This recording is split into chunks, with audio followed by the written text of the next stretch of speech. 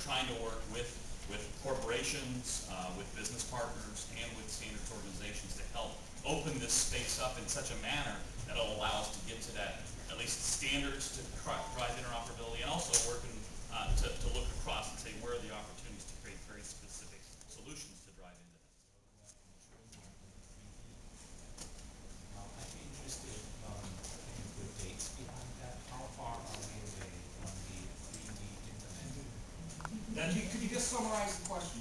Certainly. The question, for those who didn't hear it, was, could I put dates around the adoption to get us to the 3D internet? Is that a good summary of it? I like to believe that the adoption curve for the 3D internet is going to be significantly faster than the basic web. However, I mean, we are constrained by bandwidth. You got a great quote. I wish I'd written it down. Bondage of bandwidth, right? Also, one of the things, since it is based off of gaming technology for a lot of it, the gaming engines push the envelope on rendering, on graphics capabilities. So if you get to the point of the term I've heard used of massive passive, right? The huge group of people getting out into these spaces, the rendering capabilities have to be made standard so that they can get on lower level hardware. But if I were to project, and I'm not a prognosticator, but I would say if the RealNet officially kicked off 93, 94, it was adopted by the masses in about 98, right? 98, 99, we start thinking of the eBays and the Amazons really taking off. I would hope that we are there by 2010. 2010? Wow, that's very bold. Very bold. Great decision of this dynamic problem between what we experience in our personal lives with computing and what we have in the workplace. Do you see this virtual world as a way to maybe fix that a little bit? Well, I think in time, yeah. I mean, certainly the issue for business is the quality of the technology that's available in the workplace, the issues of bandwidth, the lockdowns. I mean, when we look at some of the video game technology distribution within business, it's some of it's down to CDs, and it will be forced by the workforce. How do we educate our management? I mean, I almost got fired just a couple weeks ago. Well, yeah. What did you try to do?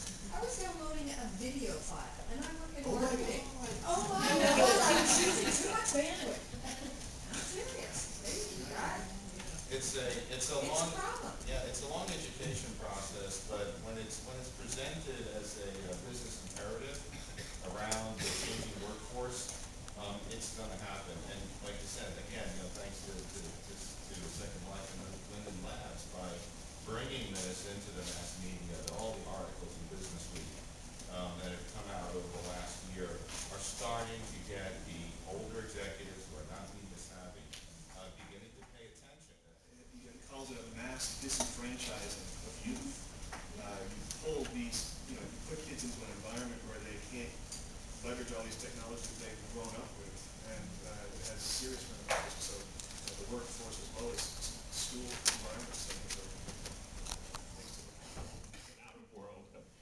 There are people who This is the guy from an art magazine that does Second Life. But a lot of artists are producing in-world now using the tools, which is what excites me the most. Now, the problem that they're bringing to me is the copyright issue and the ownership of property.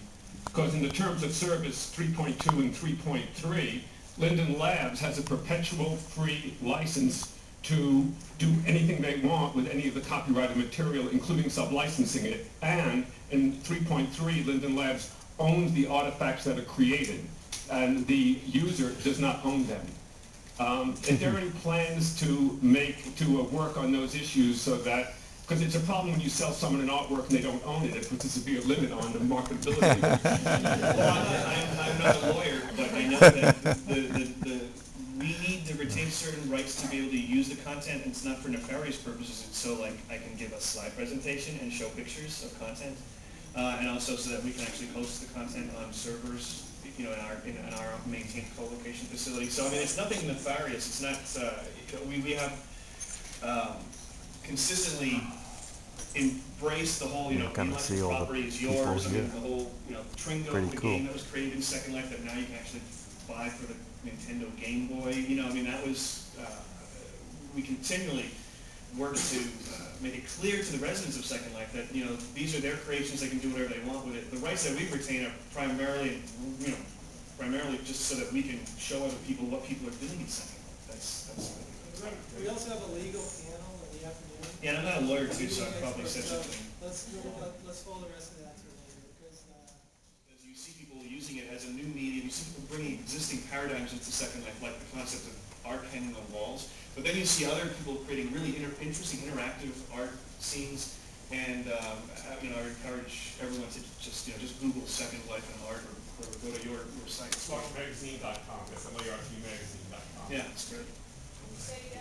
Slart, S-L-A-R-T, like S-L-R, Slart Magazine. SLART.com. The paper issue will have the Second Life. Have to check it out. They don't recreate the physical world in all of the mundane detail, and they also don't create an environment where, they are represented by musical chords in non-Euclidean geometry space, right? It's something right in the middle. It's something slightly surreal. So you see you like cues. When you're an avatar in a virtual world, you will feel uncomfortable if you're standing around for too long talking with people. At some point, your brain will go, I need to sit down. I don't need to sit down, but it's something that's, again, bound by our biology. We bring these cues into these virtual environments. So I think it's a mix. one more question for Eileen. Eileen, I think you actually raised a very important question that goes beyond the law, which is more about the values and the way people interact, what kind of norms they have in interacting, which is related to the law, but it's not limited to it. Now, if you think of this place, Second Life, it's open to the creations of its users. However, it seems to have a kind of a king. Let's name him Philip Rosedale, who owns the territory they are operating on.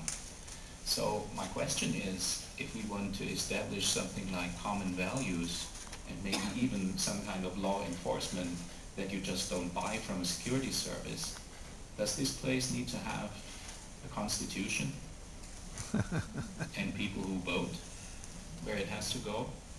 What's your view? Well, I don't really have a view on whether or not it does have to have a constitution, but I would argue that as this develops, not just Second Life, but as virtual worlds develop, and as you say that they might become as widely used as people use email, these are questions that people need to address. My guess would be that it's something that the people who organize the virtual world will introduce themselves, and they feel that it's something their users need, that it's something that will come from within the community or from the companies that run them, as opposed to something that can be enforced from outside by legislation. Well, I think it's. And we're kind of like in love with this stuff, right?